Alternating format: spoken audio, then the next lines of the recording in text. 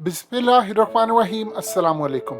सब लोग पूछते हैं और जानना चाहते हैं कि आखिर वजह क्या है कि अमेरिका ज़ेलेंस्की की मदद करने क्यों नहीं जाता। यानी यूक्रेन के प्रेसिडेंट को उन्होंने कहा था कि अगर जंग होगी, लड़ाई होगी तो हम आएंगे मदद करने के लिए, नेटो आएगी, सब आएंगे।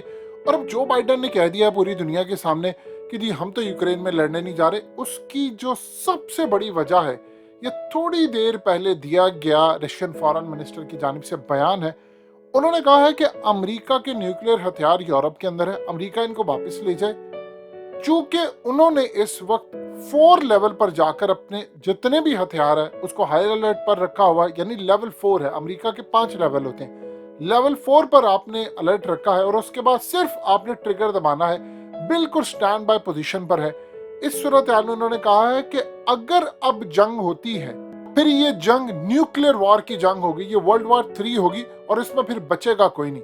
देखिए एक चीज आप समझ रहे हैं, अमेरिका इस वक्त क्यों डर रहा है। ये जो बात उन्होंने कही है कि सब तबाह हो जाएंगे, ये बिल्कुल ठीक बात है। और इस वक्त रशिया जो प्लानिंग करके बैठा है, अमेरिका को इस बात का अंदाजा हो चला है कि किसी वक्त भी ये शख्स न्यूक्लियर बटन दबा सकता है और उसके बाद सब तबाही के लिए आ जाएगी। देखिए जब आप लेवल 4 पर आते हैं तो आप बहुत सारी चीजों को पहले अलर्ट करके रखा होता है। अब मिसाल के तौर पर पोजीशन ऐसी क्या बन सकती है कि जिसमें पुतिन ऑर्डर कर दें कि अब ठीक है, यानी कौन सा सिनेरियो ऐसा बन सके जिस पर वो कहें कि अब पीछे नहीं हटना, अब हर सूरत हमने लड़ाई करनी है। देखिए नंबर 1 उसमें सूरत हाल ये है। इस वीडियो की अहम डिस्कशन चलती रहेगी, लेकिन आप सबसे पहले वीडियो को लाइक करें, हकीकत टीवी के बैकअप चैनल हकीकत टीवी 2.0 को सब्सक्राइब कर लें और बेल आइकन पर जरूर क्लिक करें कि अमरीकी फौजें और नेटो की फौजें यूक्रेन में दाखिल हो जाएं।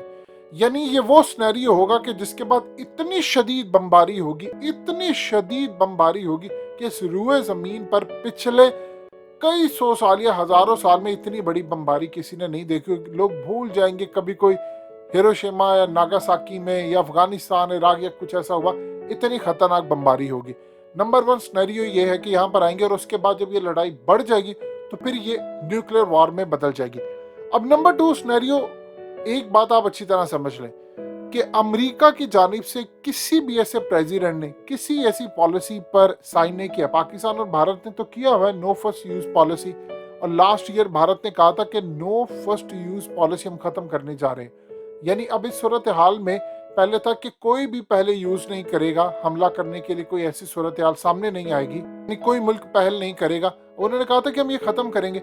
अमेरिका के किसी प्रेसिडेंट ने ये चीज साइन नहीं की, लिहाजा उन्होंने कहा था कि जब हमारी सरहदों की हिफाजत करना होगी, हमें जरूरत महसूस होगी, हम एटमी हमला कर देंगे। सेम एज इट इज आता है रशिया के साथ।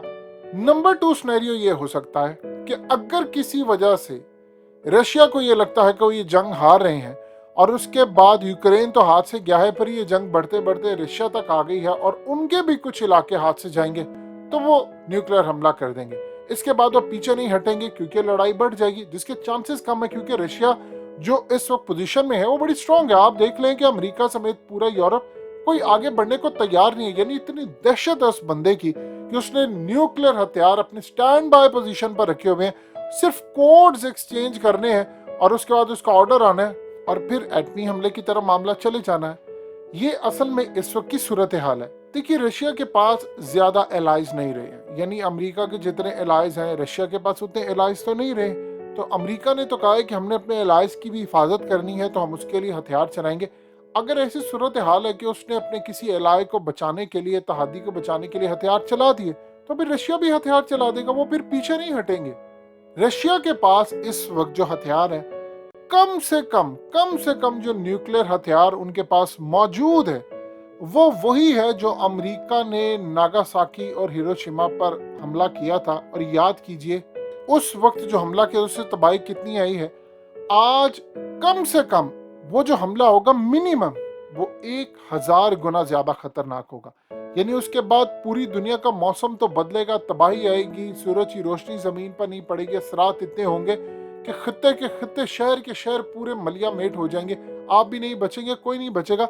लेकिन इस सूरत हाल में अमेरिका इस बात से डरता है कि अगर लो इंटेंसिटी वाले भी हमने चलाए, एक चलाया तो रशिया पलट कर आगे वॉर करेगा। ये ऐसा नहीं होगा जापान की तरह कि उन्होंने चला दिया। उन्होंने कहा कि अगर हम चलाएंगे तो फिर रशिया मजीद चलाएगा और वो फिर पीछे नहीं हटेगा। और एक बात याद रखिएगा, एक दफा न्यूक्लियर जंग शुरू हो गई तो फिर आप सैटेलाइट भी तबाह करेंगे, आप फिर कोई चीज नहीं देखेंगे, फिर तबाह कुन सूरत हाल होगी और सारे तबाही के लिए हर तरफ आएंगे। और इस सूरत हाल के अंदर कोई भी मामला पीछे हटने को तैयार नहीं होगा। रशिया के पास कैपेसिटी है कि वो सबमरीन से न्यूक्लियर हमले करेगा, वो एयरबोर्न से हमले करेगा, जमीन से हमले करेगा, यानी हर तरह से, समंदर से, फिजा से और लैंड से, ये तीन उसके पास कैपेसिटी होंगी। वो हर तरह से न्यूक्लियर हमले करने को तैयार होगा। पुतिन ने जो बात कही थी, उसने कहा था कि हर सूरत मैं कॉन्सिक्वेंसेस वो तुम लोगों के सामने रखूंगा। तुम लोगों ने आज से पहले अपना बुरा हाल इतना नहीं सोचा होगा। और इस सूरत हाल में आप देख लें कि अभी तक पुतिन की जानिब से कोई परेशानी जाहिर नहीं की गई। यानी आज देख लें कि उनके फॉरेन मिनिस्टर ने कह दिया है कि अमेरिका अपने हथियार ले जाए यूरोप से वापस, नहीं तो इतनी तबाही आएगी कि ये न्यूक्लियर वॉर में जंग बदल जाएगी। और उसके बाद जब न्यूक्लियर वॉर में बदलेगी तो वर्ल्ड वॉर 3 न्यूक्लियर वॉर, और उसके बाद तबाही है।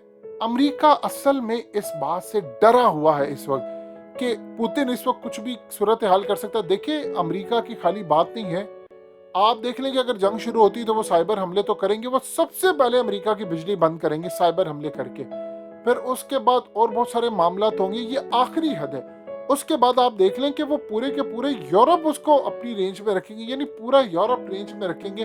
तबाही लेकर आ सकते हैं किसी भी वक्त। उन्होंने ऑलरेडी जो अपने न्यूक्लियर है वो बेलारूस की तरफ भी है, यानी किसी सूरत वो इस सूरत हाल के अंदर पीछे हटने को तैयार नहीं है। अगर यूरोप पूरा तबाह हो जाता है तो याद रखिएगा फिर हाइपरसोनिक मिसाइल भी चल जाएंगी जो आवाज की रफ्तार से कई गुना ज्यादा है।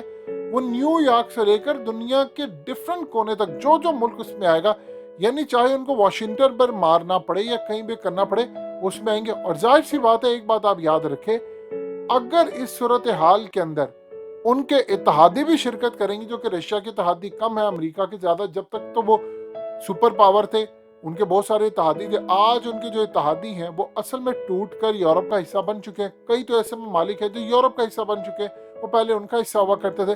फिर इवन के कई सोवियत यूनियन के हैं वो टूट कर आज सेंट्रल एशियन कंट्रीज हैं, उनके अंदर भी अमेरिका का अच्छा खासा जरूर रसूख है।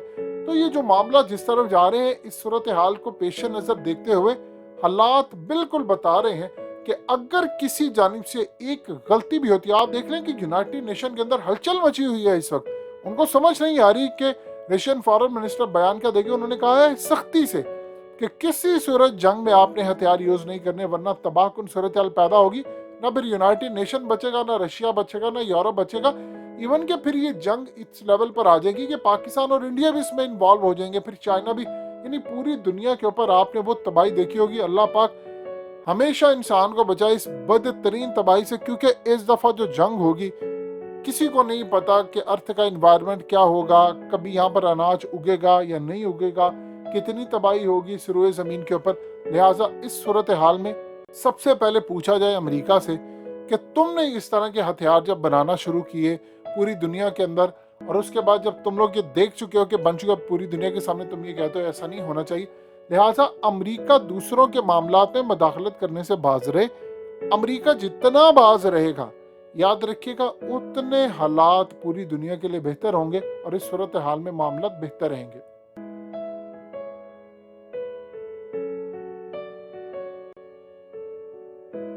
हकीकत टीवी के बैकअप चैनल हकीकत टीवी 2.0 को सब्सक्राइब करना मत भूलिए। वीडियो को लाइक करें, शेयर करें और कमेंट सेक्शन में अपनी राय का इजहार जरूर करें।